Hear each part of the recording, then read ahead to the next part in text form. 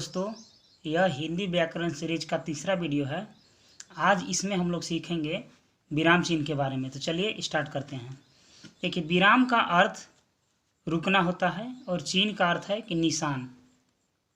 मतलब अपनी बात को पूरी तरह स्पष्ट करने के लिए हम क्या करते हैं, रुकने आदि का चिन्ह का प्रयोग करते हैं। इसे विराम चिन्ह कहते हैं। उदाहरण के लिए जैसे दो वाक्य यहाँ लिए गए हैं, इनमें कोमा लगाने से इनका अर्थ जो है वो अलग अलग हो जाता है। तो चलिए देखते हैं। जैसे रुको मत चलो, मतलब कह रहा है ये कि रुकिए मत, अब चलिए, ठीक है। अब इसमें कह रहा है कि रुको मत चलो। देखिए, इसमें कह रहा है कि रुको मत चलो। एक पहला वाक्य में कह रहा है कि चलना है मतलब, और दूसरा वाक्य में कह रहा है कि रुकना है, ठीक है। सिर्फ कोमा लगाने से फ़र्क हो गया, क्योंकि वाक्य तो एक थे, सेम थे, एक जैसे थे। यहाँ दोनों वाक्यों में अल्प विराम के कारण अंतर आया है, ठीक है। तो चलिए अब देखते हैं कि विराम चिन्ह के बारे में। विराम चिन्ह पहला है पूर्ण विराम, इसको ऐसे डिनोट किया जाता है, इसको फुल स्टॉप बोला जाता है। दूसरा है अल्प विराम, ऐसे डिनोट किया जाता है, कोमा इसका इंग्लिश होता है। प्रश्नवाचक चिन्ह ऐसे डिनोट किया जाता है, मार्क ऑफ इंट्रोगेशन। विषमयादि ऐसे मार्क्स ऑफ एक्सक्लेमेशन। आगे है संयोजन चिन्ह, इसको डैश बोला जाता है, ऐसे डिनोट किया जाता है। निर्देशक चिन्ह भी इसको बोला जाता है।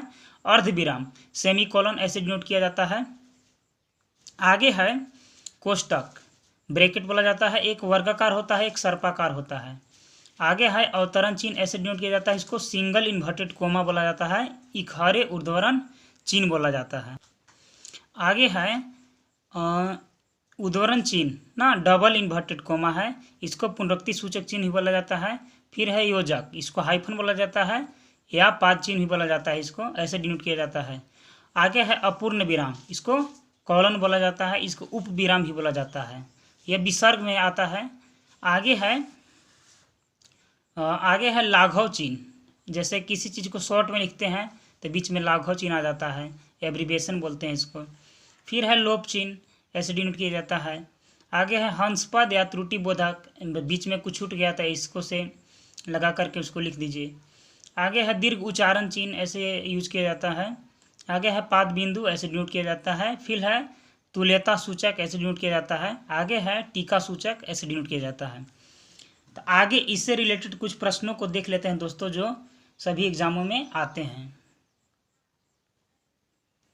पहला प्रश्न है, निम्नलिखित में से कौन अल्प विराम मतलब शब्द है? तो ये है ऑप्शन नंबर सी।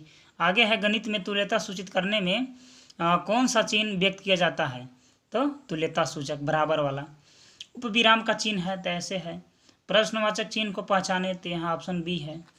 आगे है श्री कमता प्रसाद गुरु ने विराम चिन्ह को किस भाषा से लिया था? तो अंग्रेजी से लिया था दोस्तों। आगे है छोड़े गए अंश को भरने के लिए प्रयोग किया जाता है तो ऐसे। फिर है तुम कौन हो, इस वाक्य में मतलब कौन सा विराम चिन्ह लगेगा? तो प्रश्नवाचक। आगे है कि काला गोरा एवं खाना पीना में कौन सा चिन्ह प्रयुक्त किया जाता है? ठीक है, तो इसमें संयोजक चिन्ह प्रयोग किया जाता है, बीच में डैश। दो विपरीतार्थक शब्दों के बीच कौन सा चिन्ह प्रयुक्त? संयोजन चिन्ह प्रयोग किया जाता है।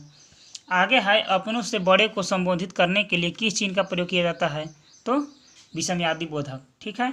आगे है वर्तनी विचार। चलिए तो आगे देख लेते हैं वर्तनी विचार के बारे में। सभी जो साइन था उसे आप याद कर लीजिएगा और एक दो बार प्रयास भी कर लीजिएगा टेस्ट अच्छे से देने के लिए। तो चलिए देखते हैं। जैसे कि दयालु को ऐसे लिखा जाता है दोस्तों, आशीर्वाद को ऐसे लिखा जाता है, हस्तक्षेप को ऐसे लिखा जाता है, शरण को ऐसे लिखा जाता है, ऋषि को ऐसे लिखा जाता है, कृपा को कृपया ऐसे लिखा जाता है, गृहस्थ को ऐसे लिखा जाता है, श्रृंगार को ऐसे लिखा जाता है, परमात्मा को ऐसे लिखा जाता है, कवित्री को ऐसे लिखा जाता है, कृतज्ञ को ऐसे लिखा जाता है, मूर्ति को ऐसे लिखा जाता है, व्यवहारिक को ऐसे लिखा जाता है। फिर इसमें आगे है कि साप्ताहिक, शारीरिक, निरीक्षण और युधिष्ठिर। अब कुछ वर्ड को आगे देख लेते हैं, जैसे प्रशंसा हो गया, दुकान हो गया, फुर्सत हो गया। ये सब वह वर्ड है जो बार बार एग्जाम में आते रहते हैं दोस्तों, किसी न किसी एग्जाम में। जैसे सज्जन हो गया, उपयुक्त हो गया, उन्नति हो गया, सृष्टि हो गया, मौखिक हो गया, अनुकूल हो गया, ऐच्छिक हो गया, कीर्ति हो गया, उत्कृष्ट हो गया। आज के लिए इतना ही दोस्तों। अगर वीडियो आपको अच्छा लगे तो आप इसे लाइक, शेयर और सब्सक्राइब करना न भूलें।